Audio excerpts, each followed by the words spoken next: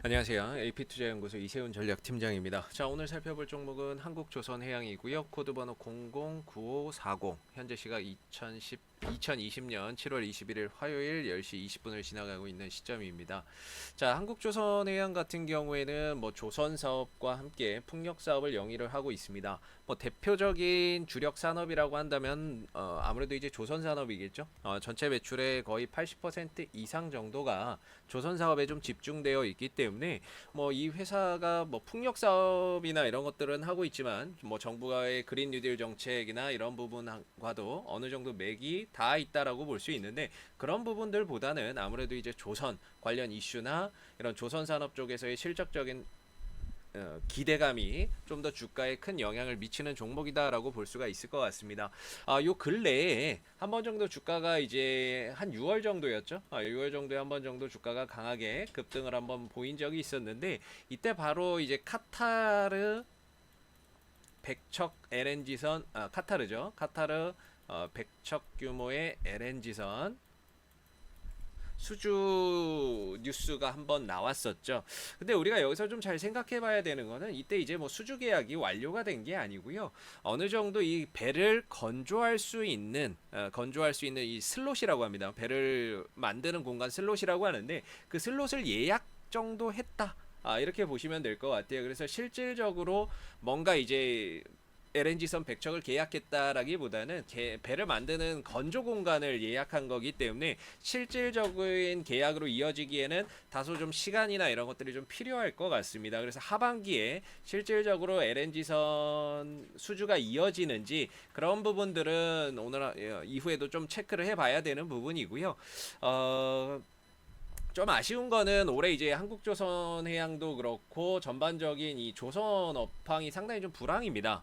불황이고, 올해 이제 한국조선해양이 한 19조 원 정도를 매출 수주 목표액으로 좀 잡아놓고 있는 상황이거든요. 19조 원 정도를 수주 목표액 정도로 잡아놓고 있는 상황인데, 지금 이 19조 원 가운데 한 10%가 좀 넘는 정도의 수주밖에를 하지 못했어요.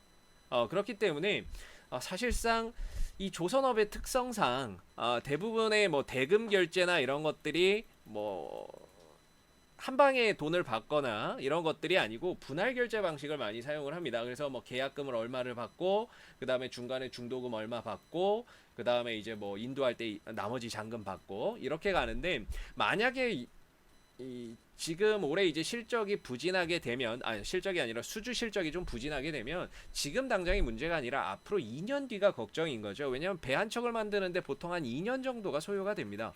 2년 정도가 소요가 되고, 보통 원자재도 구매를 해야 되고, 그 다음에 이제 또 배 설계도 해야 되고, 또 제작하는데 보통 한 2년 정도를 잡습니다. 그래서 올해 실적이 좀 수주 실적이 좀 부진하면 앞으로 2년 뒤가 상당히 좀 걱정이 되는 부분이죠. 그래서 지금 상반기에 수주 목표했던 거에 갓 10%를 좀 넘는 수준이기 때문에 상당히 좀 2년 뒤가 걱정되는 상황이고요.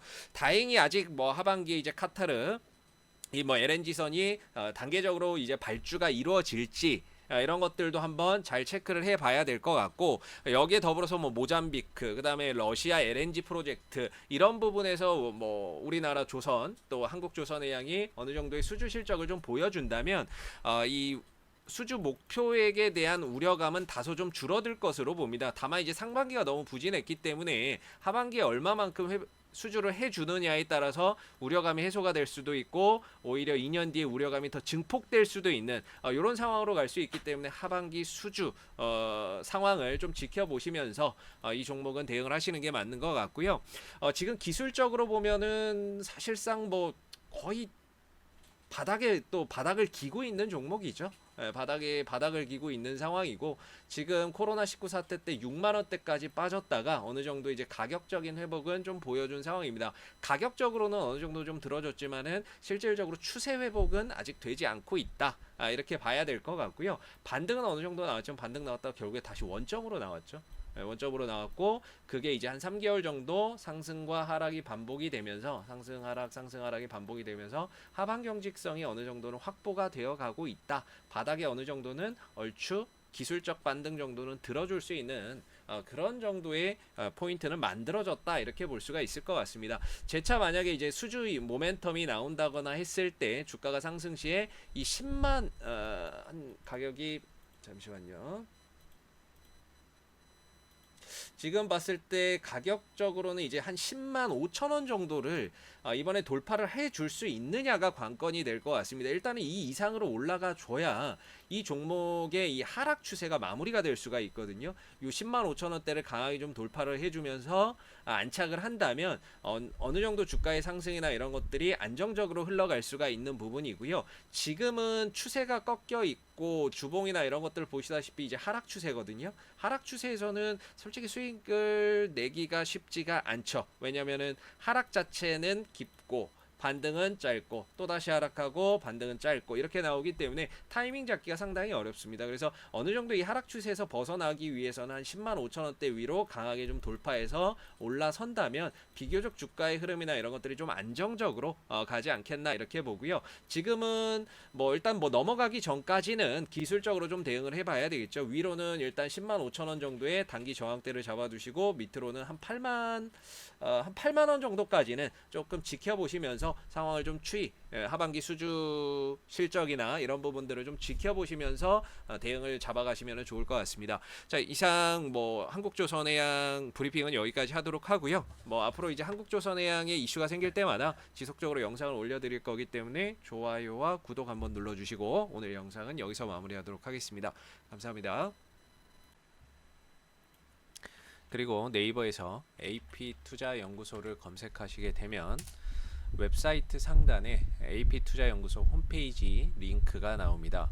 클릭하시게 되면 AP투자연구소 홈페이지로 접속하실 수가 있는데요.